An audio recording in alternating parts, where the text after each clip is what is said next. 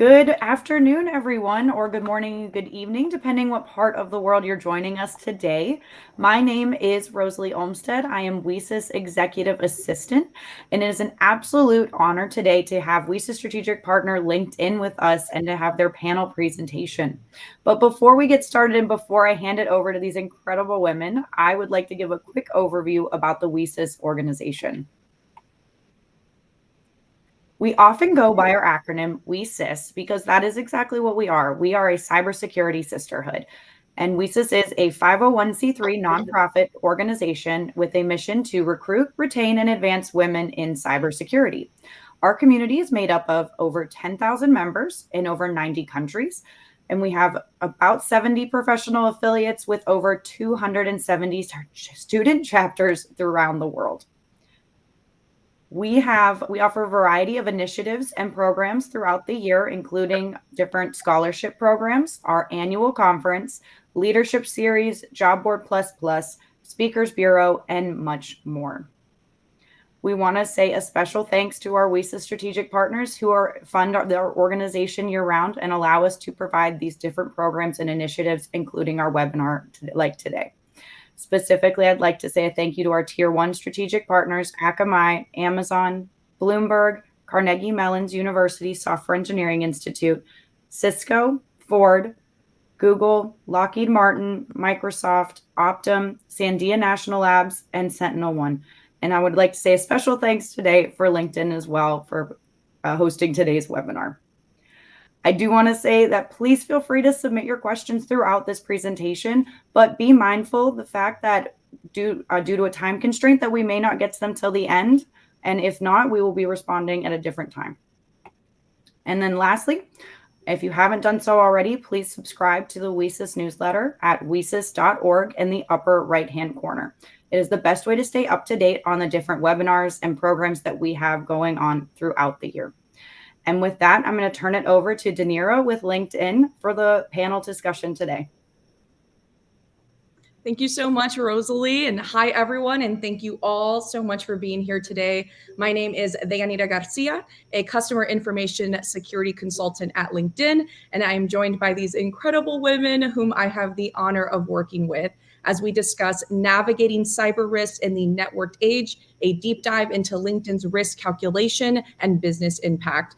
Please note that if time permits, as Rosalie has mentioned, we will open up the Q&A segment to the audience, so make sure to drop your questions in the chat throughout. So for LinkedIn, risk management involves addressing a wide range of issues related to security, privacy, compliance, operations, and reputation. Our approach is to leverage our comprehensive and intelligent risk management program, which provides a complete understanding of organizational risk and ensures that appropriate measures are in place to manage and mitigate those risks effectively. This ensures that the platform remains secure, trustworthy, and compliant with regulatory requirements, while also providing, of course, a positive user experience. Overall, our primary goal is to minimize the negative impact on our security posture and support effective decision making. Today, we have a panel of experts here to discuss the different facets of risk management. Welcome to our panel. Go ahead and introduce yourself, how long you've been at LinkedIn, and how you would define risk in the context of your specifically your domain area. Rusha, we'll start with you. Yeah, sure, Dea, thanks. So my name is Rucha. I have been at LinkedIn for a little over 4.5 years, and I am from the InfoSec GRC team, which is governance, risk, and compliance. Which today we are going to talk about the R, which is the risk management. So my team d- uh, owns the risk management process, and based off all the policies, standards, industry standards, and the regulatory obligation which LinkedIn has, we do it in various ways. We use a qualitative approach, we use a quantitative approach, and sometimes we also go for a hybrid approach. So looking forward to talk about risks with all of you in the next few hours. Awesome. I'll go next. My name is Shafali Mahajan, and I've been at LinkedIn for 3 years now. I currently focus on third party security, in short terms TPS, and I'm going to be using this acronym. So the TPS program aims to identify and mitigate potential risks from our suppliers and partners providing services and products to LinkedIn by evaluating how effectively they manage and maintain their security measures. So we want to reduce the risk of compromising any data. So what we do is the risk involves like potential threats and vulnerabilities when an organization shares data with all these third parties. And what these risks are, so I can just generalize in a way that there are like unauthorized access, compliance violations, any potential data breach, or operational disruptions if a third party lacks adequate security measures. Thank you, Shivali. Hi, everyone. My name is Arshil. I'm coming up on 10 years now at LinkedIn, currently on the automation and reporting team, focusing on metrics. Within the metrics program, we focus on establishing a robust and dynamic metrics system that can empower InfoSec team members to make data-driven decisions, drive continuous improvement, and achieve strategic objectives. I would define risk as identifying vulnerabilities or weaknesses that could be exploited to gain unauthorized access to systems or data. Um, Risk in this context includes evaluating gaps that could expose our customers and members to different risks. Thank you, everyone. All right. Thanks, Archil. And hello, ladies. Excited to be on this panel with you all. Hey, everybody. I'm Anusha, and I've been at LinkedIn a little over 5 years. I lead the platform security partners team, and our charter is to secure all the underlying platform and infrastructure that powers LinkedIn, LinkedIn.com, and the LinkedIn product, and also the different enterprise products that we have. The way we define risk is pretty textbook. It's defined as the function of the likelihood of an adverse event occurring and the impact caused by it. The higher the impact and the easier it is to exploit, higher the risk. Now, to give more context to a risk in a particular space, in a particular environment, we work very closely with GRC's risk framework, so with Rucha's team, so we are able to communicate this effectively to our engineering partners. So in conclusion, that's kind of how we define risk. Thank you all so much, ladies, for those introductions. Archil, you mentioned that you were on the automation reporting team. And if you don't mind, can you go a little bit deeper into how metrics, data, and visibility play into the definition of risk? Absolutely. Thanks for the question, Dea. So InfoSec teams have access to vast amounts of data, but not all data is equally valuable when it comes to assessing risk. It's crucial to first understand the type of data that's being collected, where it's coming from, and how it aligns with the overall InfoSec security organization's goals. By mapping out data sources such as logs or user activity, we can ensure that focusing on the most relevant information, we're focusing on the most relevant information. And metrics not only provides valuable insights required to make calculated decisions with an organization, but it also helps discover potential risks that we wouldn't see within an InfoSec ecosystem. Thank you so much for that explanation, Archil, Rusha, and Anusha. I'd like to highlight both of you for a moment. Given Rusha, you play a central role within our GRC team, and Anusha, you're a key member of our platform security partners team. I'd like to ask you both, what are some of the most important things to consider when calculating risk in your domain area? And what methods do you use to quantify a risk effectively? Rusha, we'll start with you.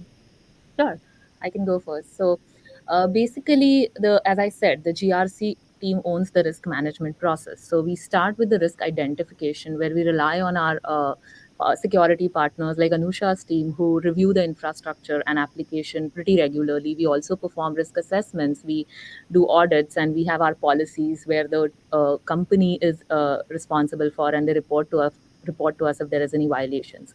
So all of this risk is collected in a tool, and then we risk assess it through qualitative approach currently at LinkedIn, which is also a very common approach followed throughout the industry. We have multiple parameters like likelihood, impact, criticality, and responsiveness, and they you rate those through 1 to 5, and eventually you land at a score, and you eventually rate the risk based on critical, high, medium, low, and based off whatever the risk scoring or risk rating is, we arrive at a treatment, which could be either you mitigate the risk, I mean apply additional mitigating controls. Of course, this involves a lot of stakeholders when you are talking about this process. So either you mitigate the risk, or you remediate it completely, or you just accept it. So depending on the risk, its severity, we determine which risk treatment we want to go forward with. Now, this is all a qualitative approach, and the trend in the industry is, of course, going towards a quantitative approach where we want to know if there is a risk, what is the dollar amount, what is the amount, what is the financial impact, what is the reputational impact the company has. So we have these advanced models, like fair risk assessment, which of course is very common in the industry, and LinkedIn even wants to go towards it, and we are researching on it today with our assets and data. We can also do a hybrid model. So depending on what your company is, what kind of business you are in, you really can go either of the three ways. Coming back to the quantitative approach, right? So and I'll talk about fair because that's the most popular. What fair does is it takes your assets data, and you assign a cost to it specifically, and then depending on multiple mathematical calculations which you will sit down with various of your teams, you arrive at the frequency and the magnitude, which is a number, which is a dollar amount, and then you arrive at a dollar amount for the risk. And the whole idea is to cost effectively manage a risk, and tomorrow if there is a risk, I know how much of the financial impact I'm going to be having, and what is the reputational impact, which is kind of tacit, but that's included in that numbers too. So these are the various kinds of techniques which today we have in the industry. LinkedIn is currently heavily relying on a qualitative approach, moving towards a quantitative approach. So I would define ourselves somewhere in the middle with a hybrid approach. These are not the only approach, of course, available throughout the industry. We have multiple qualitative approach, which I don't want to get into depending on the company, but there are multiple quantitative approaches as well, which you can Google, or there's FMEA, EMV, etc. I would urge everyone to go to fairinstitute.org, which is a public model, and look for these approaches. So, yeah, those are the kind of things the risk management team provides to LinkedIn to manage the risk. Cool. Carrying on from what Rucha said, we essentially structurally follow the same model in the sense that we do add a technical aspect to it in the when we are reviewing a change. So when is risk introduced to a system? When there is a change that is introduced to how things are already working, you tack on additional risk because of that change. That's the nature of it. And we quantify that risk based on the function and certain properties of the change that is being introduced. So what are some of those properties, right? We go into the data that is being used. What kind of functionality is it? Is it a command and control system? This is where a bunch of technical parameters come into play, which help us today arrive at a quantitative number, denoting if that change that is being introduced to that environment is considered high risk, medium risk, or low risk. Within LinkedIn today, we have a defined set of properties that do that. The presence of those properties, like I said, calculate the risk score. Now, the intent is to tie this all back to and move in lockstep with our GRC team so that we are all speaking the same risk language, we are all quantifying risk the same way, so that this is a consistent method of communication to our leadership. So right now, as GRC kind of moves towards that, we are looking for constant feedback to align our quantitative risk analysis with theirs, so that we can toggle those switches, we can pull those levers to say that, oh, okay, this is a high risk change. This contributes overall to this environment in this way, and we can add it to the risk register or mitigate it based on the kind of treatment that we choose. Thank you both for that explanation. And Shafali, you play a crucial role within our third-party security team. And so how do you and your team determine the severity of a risk? And what changes in your actions and or responses to a risk when it is low versus when it is high? No, great question. So TPS risk severity depends on factors such as the supplier solution and services, the data type, the data classification, any integrations in scope, what is the business impact. And it's actually pretty generic or standard across other risk teams as well, these factors which I just mentioned. So the assigned risk severity for the third party use case helps us determine the type of assessment and the level of security controls or requirements we want to apply for these third parties. So I would dig into a little bit more detail. So breaking it down first, the severity part, like how do we determine that? So likelihood impact play a huge role, right? So when I touch the likelihood part, so how likely is the risk to materialize based on the third party security posture, any historical incidents on their or their current security posture. So, and when and that after that, we want to evaluate the impact, right? So, what are the consequences if the risk occurs? That could include any like reputational damage or disruption of services, any security incidents. So, let's say if a data breach involving sensitive customer data would have a higher impact than a with less sensitive data. So that's why analyzing the data sensitivity and classification plays a huge role as well, determining the risk severity. And then, like I said, like applying the right security controls. So assessing the third parties security controls. That also gives us the level, which Anusha mentioned, like low, medium, high. That gives us the rating, what kind of risk severity is related to this third party. Now, the second part, which you asked me, what are our actions, right, based on this risk severity? So that helps us determine what kind of assessment we want to do. We have so many third parties, so many suppliers that we are onboarding. The technology is changing. So can we do the same level of assessment? It's based on this risk factors, right? So let's say if it's a low risk supplier, then the level of assessment would not be in depth as compared to a medium to a high level, right? And also the security controls that we want to assess also depends on this risk severity. So just to conclude, the risk severity plays a huge role in determining the level of assessments and what kind of security controls we are assessing. So it depends on this type of risk severity of the use cases. And thank you so much, Shafali. So if you're in the cybersecurity space, you likely encountered this term before. And so keeping your respective domains in mind, how do you define the risk appetite? Anusha, we'll start with you. Thanks, Dea. I'm going to give a slightly philosophical answer, if I may say so. So, the risk appetite is defined as, or what I would define it as, is the threshold of an organization to make conscious decisions or take intelligent risks based on the understanding of the risk itself, specifically in the context of the company's environment, and the company's business model. Right.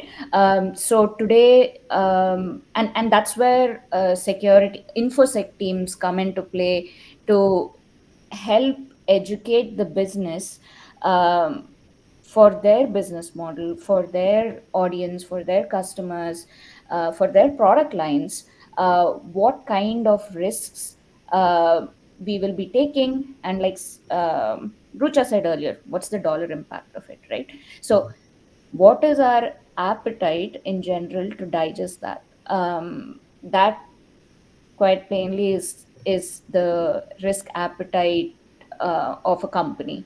Now, this is formalized, of course, by folks like Rucha, based on our compliance and our policy requirements, right? Where we what are we obligated to have, as well as considering our exposure and our attack surface, what is the impact to business when an event occurs, when an adverse event occurs. So that is what I would like, kind of high level, say is risk appetite.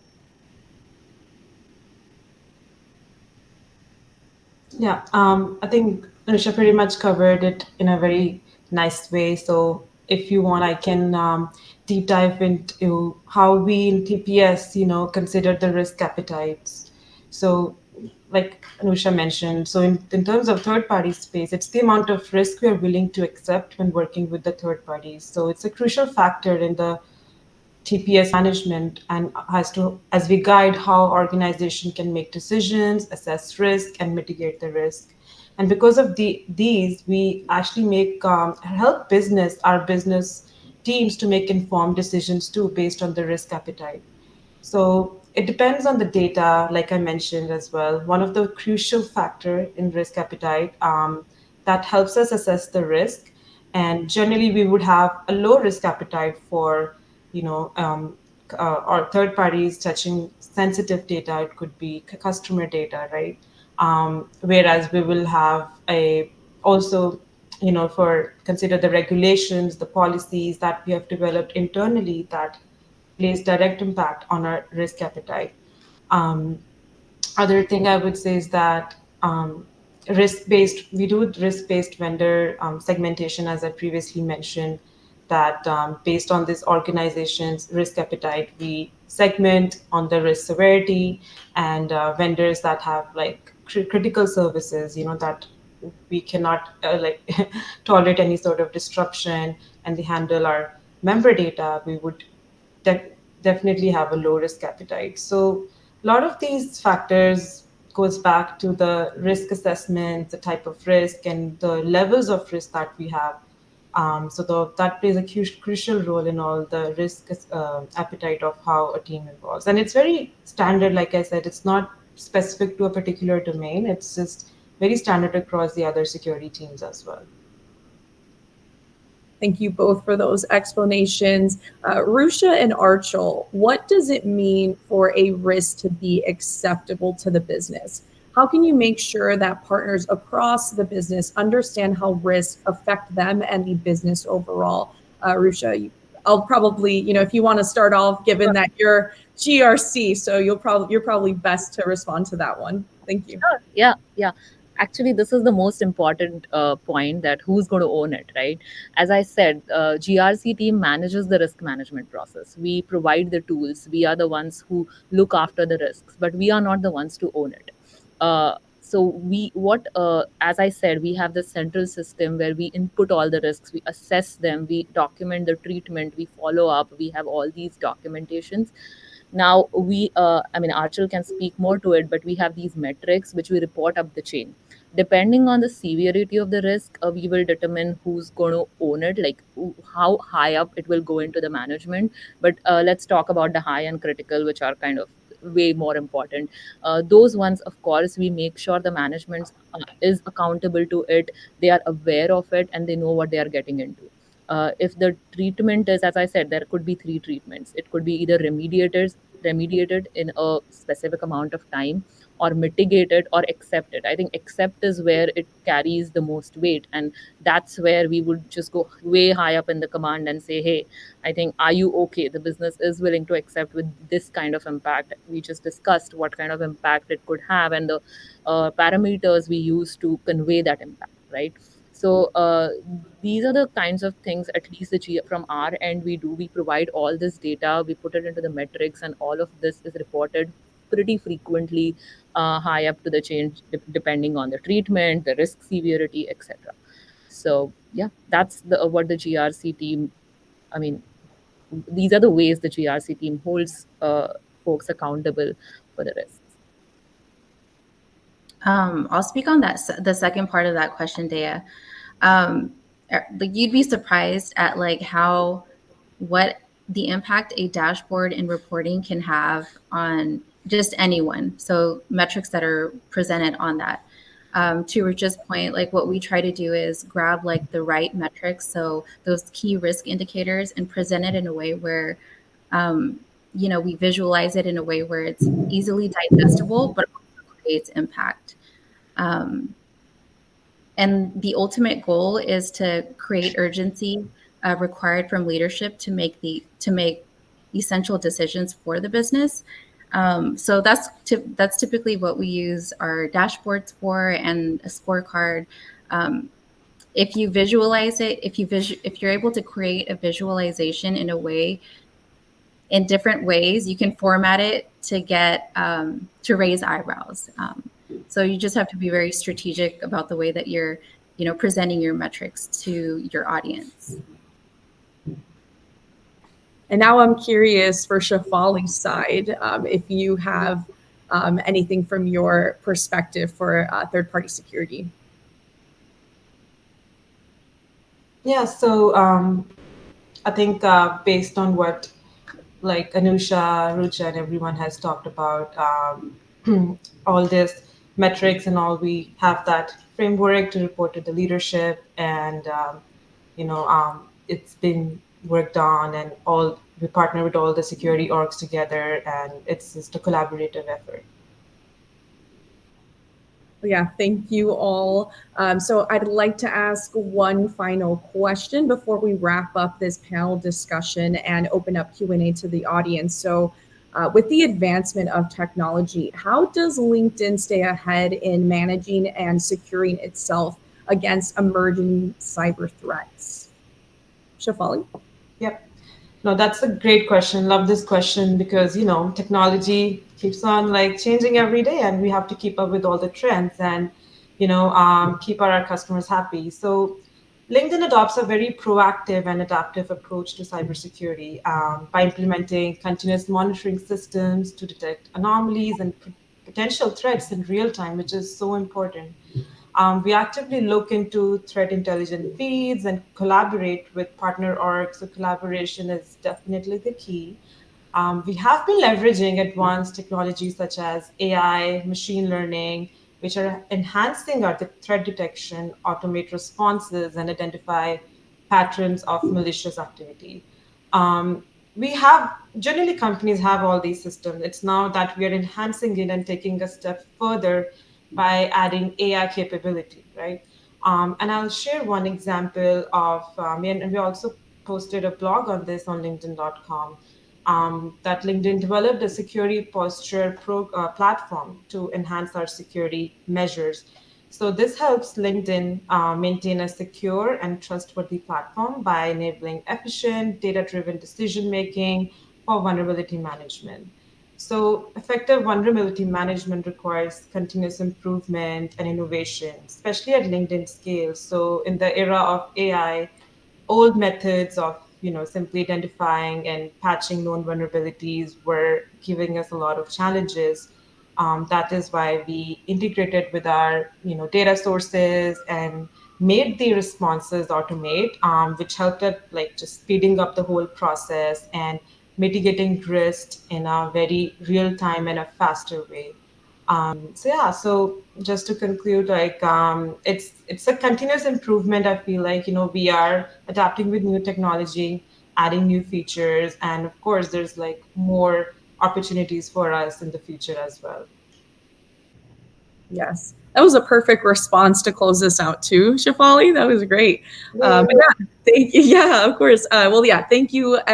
Thank you to everyone who joined today, and huge thank you to Women in Cybersecurity for having us. That concludes our panel discussion on navigating cyber risk in the networked age, a deep dive into LinkedIn's risk calculation and business impact. Now, we do have some time left. So if you do have any questions, please feel free to share them in the chat for our panelists to review and respond to. And also know that if you want to learn more from any individual here, including myself, we are happy to connect with you on LinkedIn. So I'll go ahead. I have all of our profile links on the side here. So I'll go ahead and share those in the chat. But yeah, if you have any questions, please feel free to drop those in the chat and we'll go ahead and review and respond. I don't know if any of our panelists have noted any questions so far. Thanks, Dea. Julie Brown, I think, asked a really good question. The question is, what are a couple of examples of key risk indicators used at LinkedIn that have been critical in making decisions? So, there's a variety of metrics that we can kind of go, it's like the list goes on and on and on. I think one just like very high level key risk indicator I'd like to just touch up on is security awareness and training for an entire organization. I think it's really important for everyone in the company to be aware of, what their actions could result in. So that's definitely something that we pay a lot of attention to. And I personally think it's really important to just have visibility in all sections within an organization when it comes to this training portion. So that's just one. And I guess I can add another one, like, critical like SaaS applications. So we do monitor, our applications and third-party applications because, it's important to just be aware of applications and what's happening in the back end. So we can make those like informed decisions if something were to happen. Wonderful. And then Shefali, another question was, do you leverage any type of automation tools for TPS vulnerabilities? Yeah, good question. So we don't get access to the infrastructure of a third party, right? Because that's like confidential. However, we have tools in the market like Blackeye, Obsidian, all these threat intel tools that can, help us put alerts for like any sort of misconfig or any real-time, reports from there. So it analyzes like a lot of public data from all these companies as well. So yeah, and I mean, if we deploy any third-party solution on our premises, then yes, we use our internal tools to scan them and making sure there are, no vulnerabilities. Wonderful. And then I'm seeing another question. This one I thought was interesting. In regards, how would you tackle an unknown risk in society? And the example they used was COVID. So I thought that would be an interesting discussion. I can pitch in a little about it, and maybe one of you can take over. So I guess definitely COVID is a risk, but LinkedIn has a very solid business continuity and disaster recovery program in place, and that's how we deal with COVID. I guess another example which comes to my mind is ransomware. So we also have these tabletops which we perform to with the team so that they understand the seriousness of situation, what happens if we face something like this. So I would say one, having a very good business continuity program in place and disaster recovery, of course. And second, performing regular tabletops with the critical teams so that if not just not awareness, but also preparedness. That's the most important, and having all the resources handy. So those are some of the ways through which we prepare for such kind of incidents. Continuing from that, COVID is a very good example, right? It was not something we were prepared for. Most of the industry, not specifically LinkedIn per se. When we talk, I think the key point here is like unknown risks. So known risks include things like earthquakes, like personal loss, etc. All of that stuff. So there are we have excellent BCR folks on our team who, like Rucha said, we go through this exercise of continuously or at a cadence assessing how resilient we are to an event occurring. But for unknown risks, we do rely heavily upon BCR. But I think for something like the pandemic, it took more than that. But general rule of thumb is BCR. Does anyone else want to weigh in on this question before we go to the next? Okay. Do you have any thoughts on ethics rules in relation to risk management?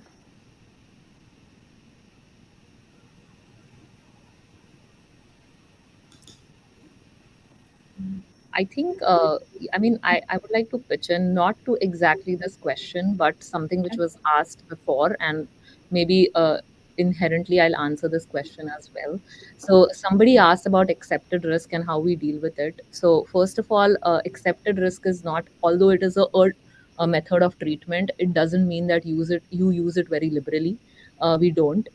First, it's a method of treatment. It is documented. It is well known. So it is good to have it, but using it liberally is a strict no. It is pretty much something everybody knows. There are there are another types of risk, like inherent risk and residual risk. For inherent risk are something which we cannot help, and those are, of course, you don't go documented, but it's like it's a way of the way you do business.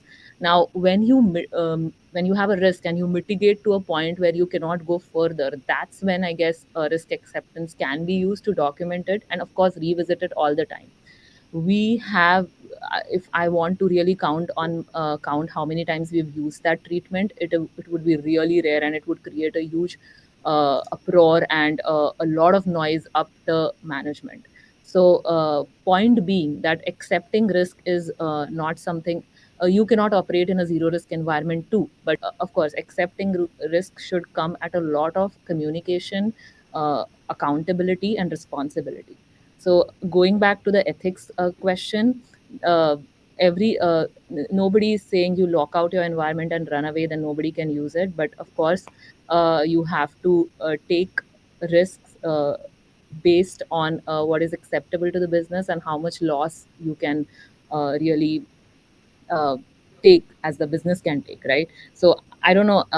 I would say most more morals than ethics should go in this.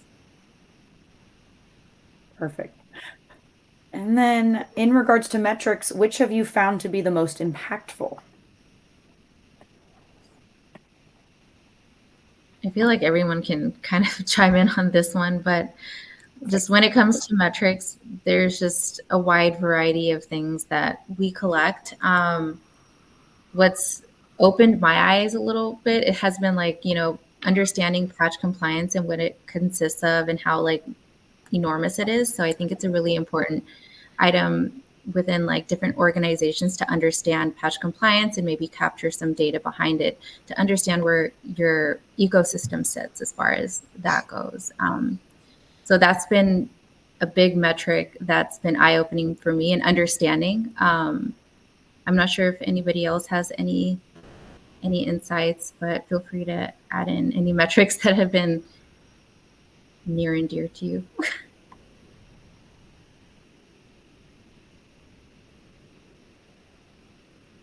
I'm not gonna lie, I was laughing because immediately I thought just money, like dollar amount, like. But I think overall, it also really depends on your audience. It's dependent on what organization, right? So if you are talking to maybe your sales organization, they're likely going to be enticed if you bring up money, right? Or like prioritize that, right? What is the financial impact? So it really depends on your, I think it's just dependent on the audience that you're presenting to. But yeah, money is always, that's always the main priority, right? I think that's what's interesting about a question like that is because depending the department you're speaking with or the individual, you're going to get a very different answer to that question. So maybe that was their goal, was to see what do you as an individuals on this lovely panel prioritize more than others. Okay, so there have been a few questions from students that are specifically asking who are trying to transition into cybersecurity. Do you want to highlight on maybe how you got into cybersecurity and how you would maybe advise someone getting their foot in the door. I would love to take this, especially because I did respond to, I believe it was Pauline. I believe Pauline stated that they were having trouble or that they were open to entry level positions as well. So I'd love to take this question because I'm hoping that my story can resonate with anyone that is listening. So I myself never did I think I was going to be in cybersecurity. I was actually going to school for clinical psychology.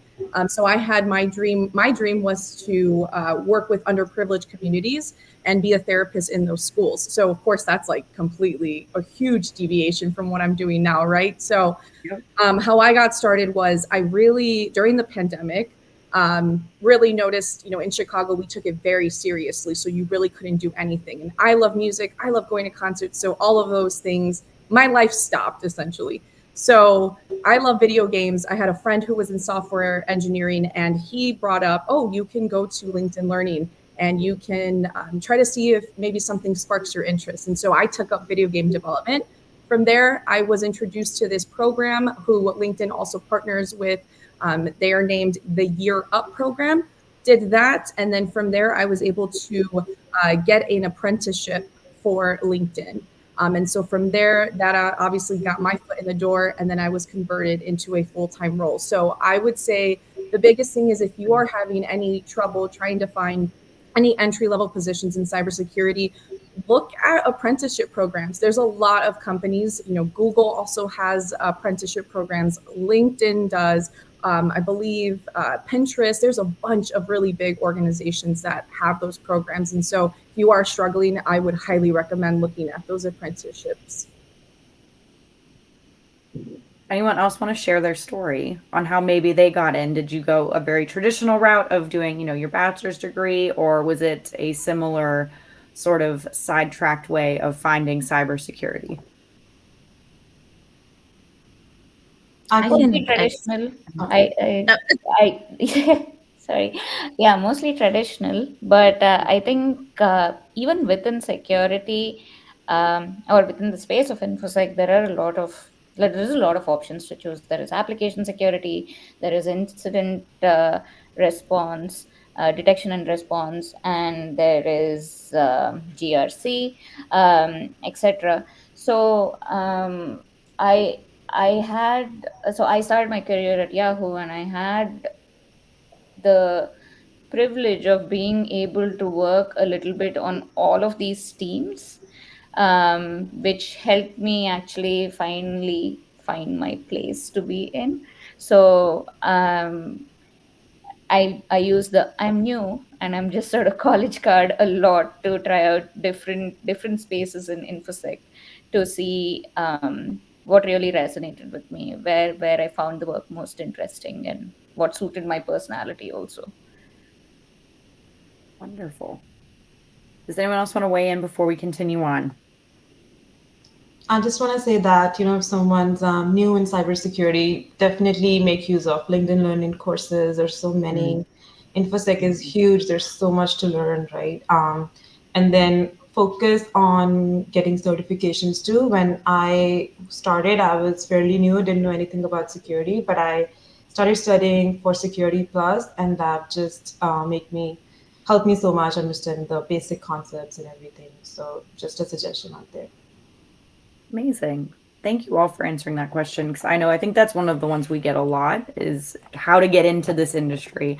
So, and I enjoy hearing the different paths because there are so many.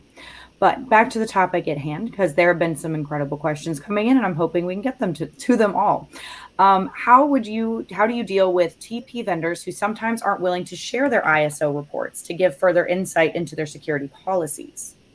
Yeah, I can take that one. So these certifications matter a lot, right? All these third-party certifications. And if a company is getting that, then they should be okay sharing that with their customers, right? So in that way, that gives us confidence that, okay, the validation, right? This company is saying they're ISO certified. Because, the vendors can say that, oh, we are certified, but we want to see like, what was the organization, when is your certificate going to expire, right? Let's say you are certified, but is it valid or not? And mostly like have seen companies sharing that with us because they are customer facing as well. But let's say if they don't want to share the actual report, then web sharing could be another method, so that at least we can validate, their response and see their actual certified. Nowadays, companies also like listed on their websites to what kind of certifications they have. So I would like push back on this for sure. Like, show us what kind of certification you have and just validate the response on that. Wonderful. Anyone else want to tackle that? Okay. Because they also, another question came in about third parties as well. So I'm going to continue on this discussion. Are all of your third parties onboarded onto your LinkedIn platform, and then because they're being monitored continuously? And then how did you get them to onboard with part of the contract, technology made available to them for the integration? Yeah, we have a very great continuous monitoring program, and it is risk based, right? So we prioritize the high risk vendors first, right? And then the medium, like I mentioned in the answer to my risk severity, and what are our responses and actions based on this risk severity. So continuous monitoring is definitely one of the actions. So it's because there's a lot of third party solutions. So the frequency and like which third parties, it's definitely dependent on that part. So I hope that helps answer that question. Thank you. We have another student, but they are working on their dissertation about risks involved in phishing and human behavior. Could you maybe shed some light on how, as an organization, you decide on risk metrics to analyze such risks?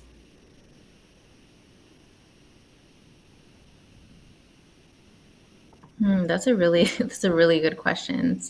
Can you repeat the first part? Yes, Rosalie? I can. So they are a student. They're currently working on their dissertation about risks involved in phishing and human behavior. Could you maybe shed some light on how, as an organization, you decide on risk metrics to analyze such risks? So I think we have to take it back to just the type of data that we're collecting, right? Like we won't understand we need to like understand trends. So I think when it comes to like internally the organizations, if we understand like the trends that are happening within like our like user logs, I think that's like a component to it. So if I was to put a metric on it, I would say like user logs would be like a starting point in, identifying like trends within our internally within our organization to make, the correct decisions that we have to make based on what's happening internally. I hope that kind of addresses that. I'm not sure if anybody else wants to chime in. I think I'm going back to the question because it is a good question. Um, I think the second part of it, right, like which kind of ties back to um, two things that Archil said. One is the trends, like how prevalent is this? Who are the key actors in the phishing space, etc.? How many hits are we seeing from a particular entity that is generating these attacks, etc.? All of those are indicators that are available to quite a few organizations. The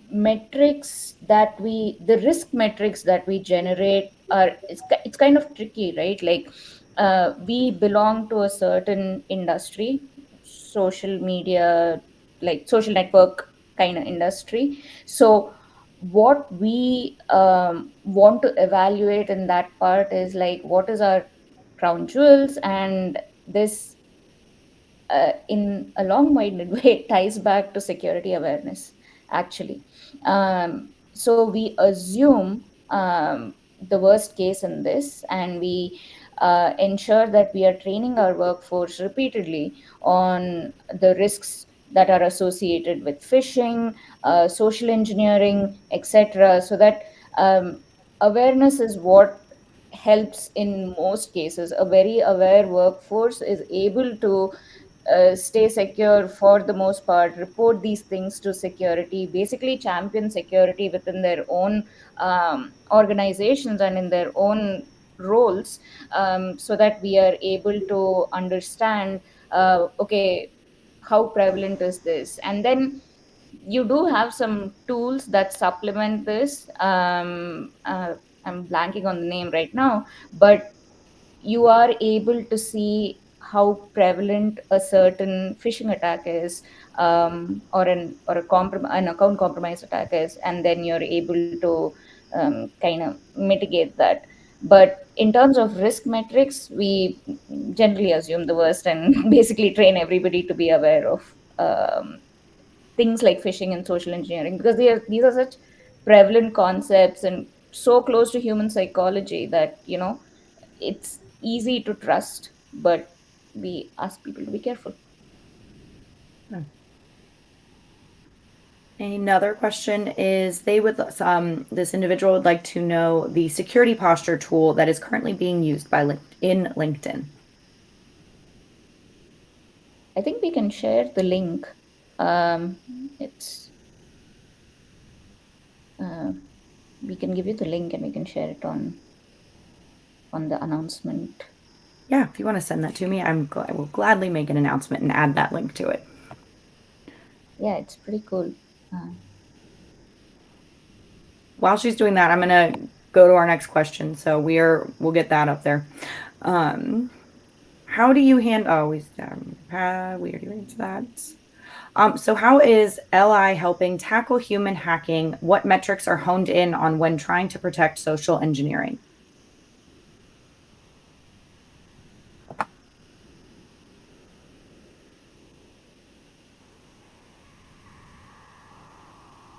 I think this is fairly related to the last question. How is LI helping tackle human hacking? So, I'm sure somebody from our incident response team can answer this way better than I can.